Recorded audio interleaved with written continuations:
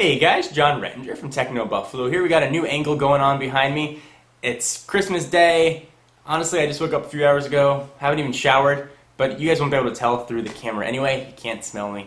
But I just wanted to share with you guys some of the Apple tablet rumors that are coming. They're coming fast and furious. Thought this would be a great time to share them with you. First, I want to wish everybody a happy holiday. Hope you're celebrating with your family. If you don't celebrate Christmas, hope you got just to spend some time with those that are most important to you, since that is obviously the biggest reason for the season. For all that sentimental stuff aside, let's talk about the Apple tablet. If you guys remember back when the iPhone came out, there was just a bevy of rumors leading up to its launch about what it was going to be, what it was going to do. It sort of hit a fever pitch, and we're at that same point now with the tablet.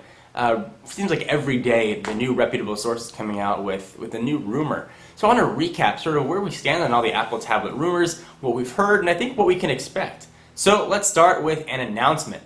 Allegedly, according to Mac Rumors, Apple has a January 26th date set aside for a tablet announcement. They reserved one of the large conference centers that they've used in the past for other events. Hasn't been confirmed by Apple. It's just been reserved by a large technology conglomerate. So I would assume that would probably be Apple. So I think we're going to actually see this tablet sometime in early 2010. So hooray for that. So let's assume that that one is true. We know when we're going to see it, but what is it going to be called? Well, again, according to Mac Rumors, those guys did just a tremendous job doing some research. They found that the domain iSlate.com is registered to a certain company in Cupertino on Infinite Loop. Now, this is supposed to have been hidden. Apple bought it through an intermediary party, so their name wasn't going to come up. But evidently, for about 1 week, a little while ago, that was the hiddenness of it became public, and you're able to see that Apple actually bought the domain, and Mac Rumors was able to go back and track the history to be able to see that, which is pretty impressive. So, will the tablet be called the iSlate? I don't know, but I can see myself going into an Apple store saying, "Hey, let me check out the new Slate." It's kind of a cool name, a little bit catchy. I don't know if the I works in front of it, but I guess that's the Apple way. Also with the tablet, we heard rumors of a 10-inch screen, 12-inch screen, 7-inch screen. Now sources are reporting that it's going to come in a 7-inch size, of course capacitive screen. So, bigger than the iPhone, but not giant. Big enough you can carry around and throw in your bag, but certainly not small enough that you can just toss in your pocket. Probably a really nice size. One of my concerns with the tablet was how you're going to interact with it. How are you going to type on a tablet? If it's running some custom version of the iPhone operating system, then you still need to type a lot of website-centric stuff. How is it going to work? Well, again, folks at Mac Rumors shot out some really cool patent information that Apple patented a little while back for tactile feedback on a mobile device. Now, this is not just haptic feedback where you push a button and it vibrates. This is actually the screen changing. So I've got my iPhone right here. I'm going to try and sort of show you what I mean. So pretend this is a 7-inch tablet. Of course, it's just an iPhone 3GS. When you are typing or swiping, you've got a very smooth surface. And on a smaller device, you can see where the keys are on a keyboard. It's nice and easy. On a larger screen, you can't really hold it and move your thumb. It's going to be a little bit difficult. So supposedly what Apple has patented is a sort of tactile feedback. So the screen will actually change depending on what you're going to do.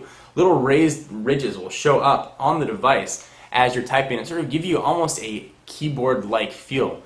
Which is really cool and super transformery. Not sure if it's actually going to come to fruition on the tablet, but it is one of the big rumors that's picking up a lot of steam, is the screen actually changing depending on what you want to do, which is really neat. For swiping, a flat surface is really great. Those of you that have used an iPhone or any other capacitive touchscreen like the Droid or one of the other Android devices, you'll know what I'm talking about. It's very nice and very smooth and fluid. But when it comes to typing, it certainly would be nice to have actual keys that you can type either without looking or be able to feel a little more where your thumbs or fingers are going. Especially if the device is big enough that you can't just touch type with your thumbs, you actually have to use fingers. That can get a little cumbersome on a touch-only device. So it would be really, really cool to see. So again, this is supposedly going to be running a custom version of the iPhone operating system, which I'm not quite sure how that'll work. Allegedly, Apple has already contacted a few of the big iPhone developers, asked them to create apps on a larger resolution screen. Supposedly, all the apps that are in the App Store right now will be able to be played on this new tablet. I think the companies just have to remove their screen resolution caps that they have on there. Most of the people that are programming put in sizes for the iPhone, so that's the only device out there. If those are removed, it'll automatically upscale to whatever size device you're looking for or you're playing on. So hopefully that will offlay some of the fears people have had about the tablet. Personally, I think the tablet's going to be a great device if it even does come to fruition for magazines, for ebooks. You know, there's a great ebook platform for the iPhone, but I just can't read on something that small. It just hurts your eyes. If you think about what you can do on a tablet with magazines, I think that's really maybe where things are going. Certainly print media is a dying breed. When you look at physical newspapers or magazines, certainly their subscription rates are going down, and people are turning to mostly online to get their information.